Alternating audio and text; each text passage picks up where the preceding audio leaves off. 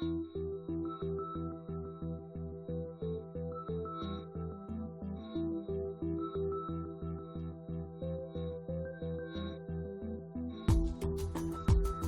2008, and Tasmania is in a state of prolonged and deepening drought. The island, which usually produces abundant hydroelectric power, is relying heavily on the power grid of mainland Australia. The infrastructure that makes this transfer of energy possible is a remarkable feat of engineering. A high-voltage direct current interconnector, and the commission of this submarine power cable, only 2 years previously, could not have come at a more critical time. Electricity generated in the power stations of Victoria leaves the Australian mainland in a state-of-the-art power cable buried deep below the sands of McGowan's Beach, and begins a journey of nearly 300 kilometres south beneath the turbulent waters of Bass Strait.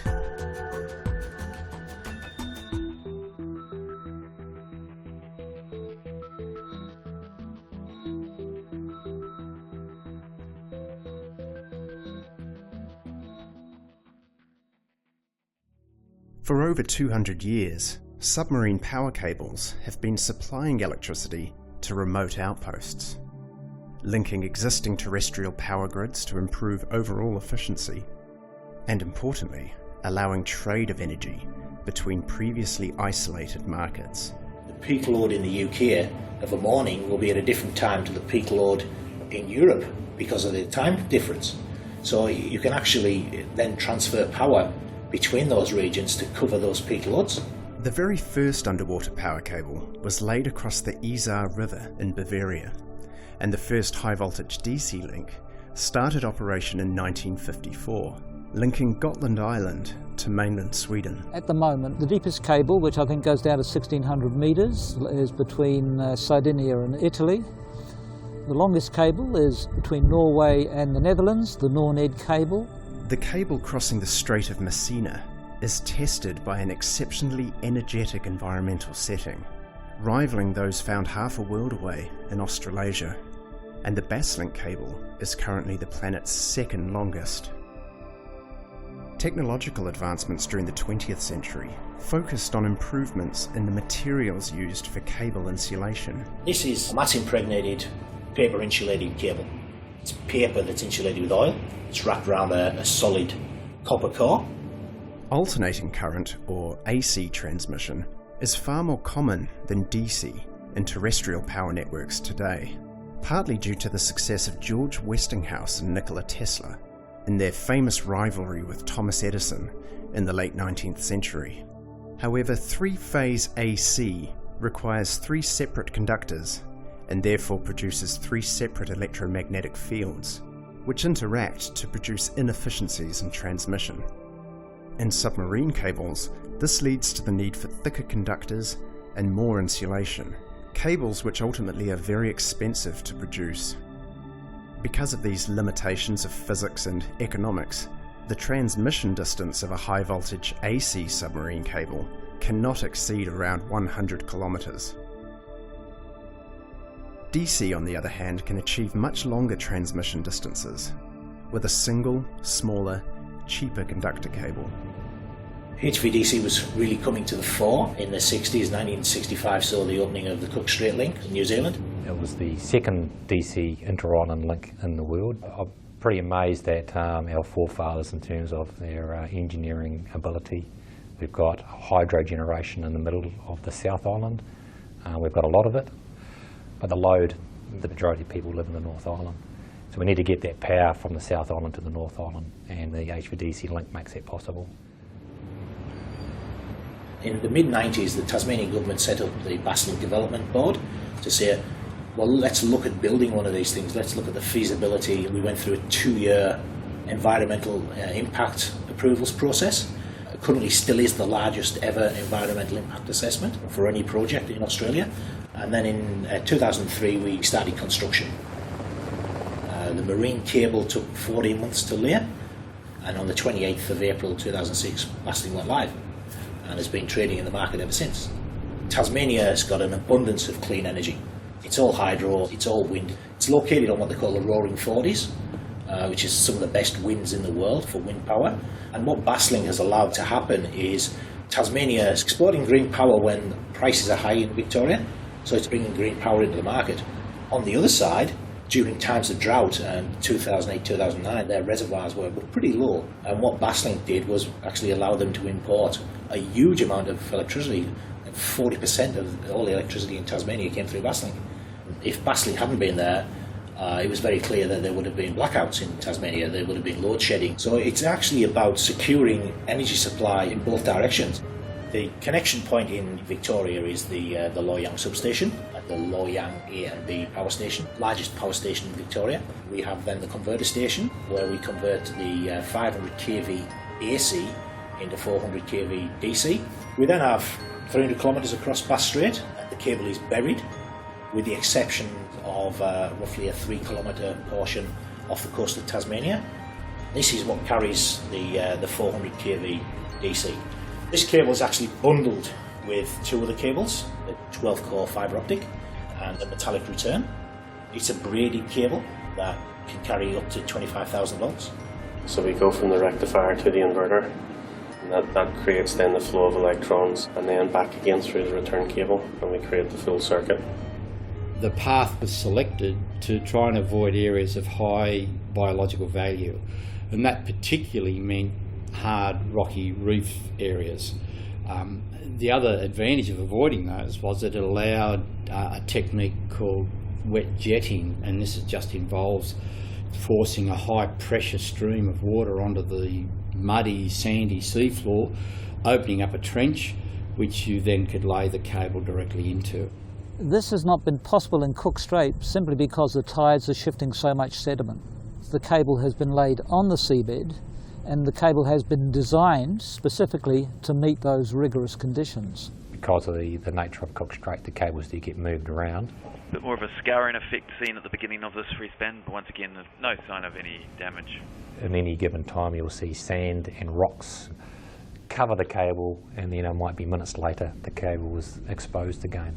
You're getting powerful tides, you're getting powerful winds, you get swell from the Southern Ocean crashing through the strait, and you get occasionally earthquakes. So it is probably one of the most vigorous marine settings there are. Seabed is becoming rougher. It's extremely rugged and a real testament to the cable manufacturers. The modern cables are basically chemically inert. There have been concerns expressed about the electromagnetic fields and their potential to affect organisms.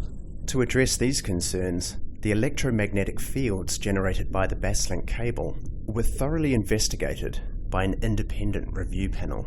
The Bass Strait Environmental Review Committee was formed following an extensive 3-year inquiry into the possible economic, social and environmental effects of laying the Basslink cable. 3 governments were involved, our national federal government and then 2 state governments. There was a recommendation that an independent committee should be established to review the effects of laying and operating the cable and to report on whether or not the effects agreed with the ones that were predicted at the inquiry stage. This was a process established by the 3 governments and the fishing industry working collaboratively. There was one other published study which had looked at the magnetic fields that surrounded the operating cable. They'd used the inclination of compass needles to map the extent of the field.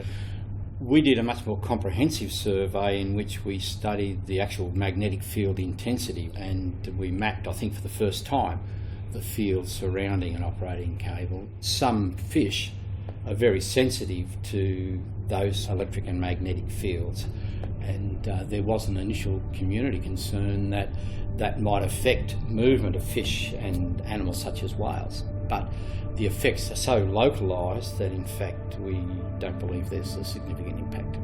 We engaged commercial consultants to do studies of the ecological effects of the cable. On the Victorian side, where there are very strong longshore drift currents, the cable path basically had disappeared within 12 months.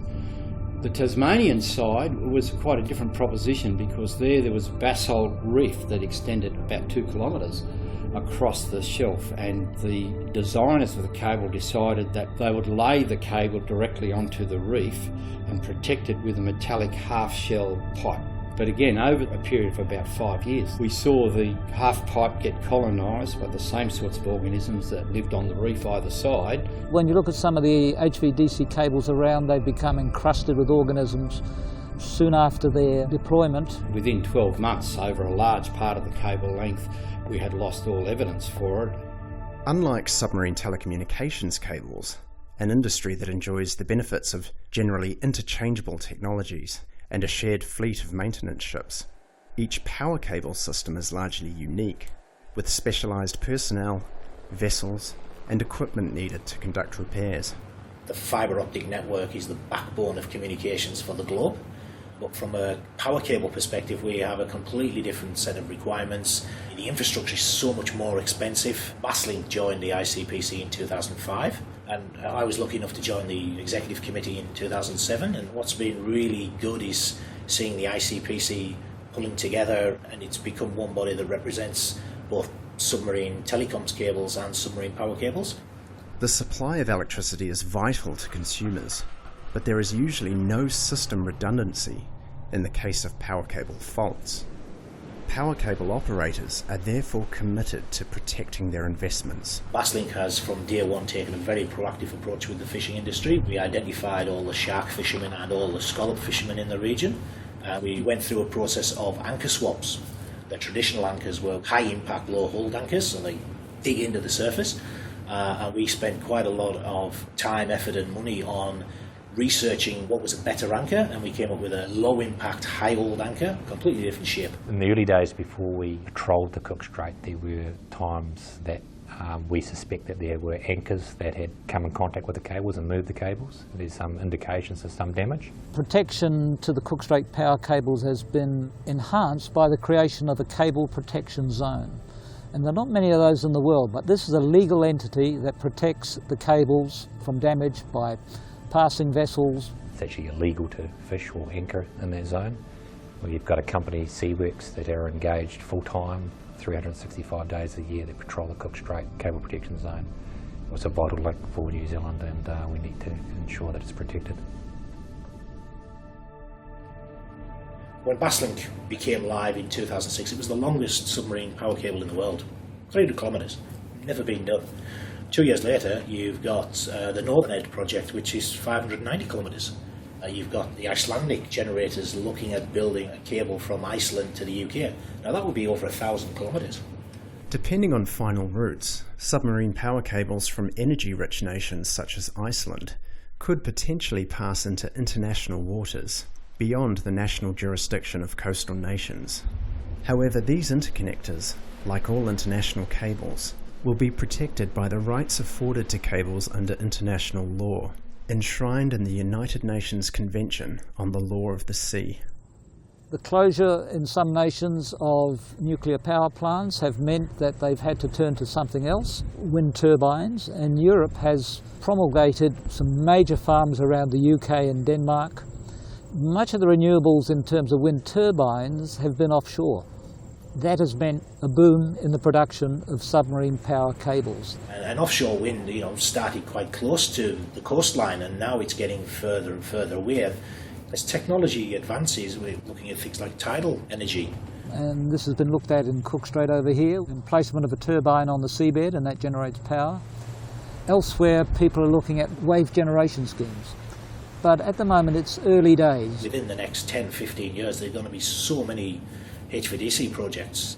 At the same time, the physical responses of the ocean and atmosphere to ongoing global warming will put these same cable systems at increasing risk. With regards to climate change, one of the immediate concerns for the industry is rising sea level. And we saw this very well in Hurricane Sandy. We had obviously rising sea levels, but on top of that we packed the punch from hurricane force winds which piled the water up, sent them through Long Island Sound and created a storm surge of about 4 metres. That was a wake-up call. They are now taking active steps to protect the cables that come ashore. The mainland electrons arrive at 4 Mile Bluff to service demand in parched Tasmania. 4 years later, in 2012, the drought has broken and the Tasmanian reservoirs are finally being replenished.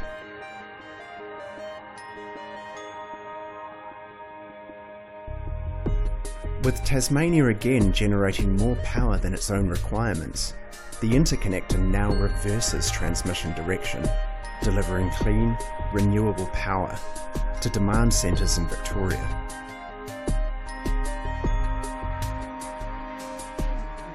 Submarine power cable systems like Basslink have proven to be critical social and economic interconnectors and will become increasingly important in the decades to come.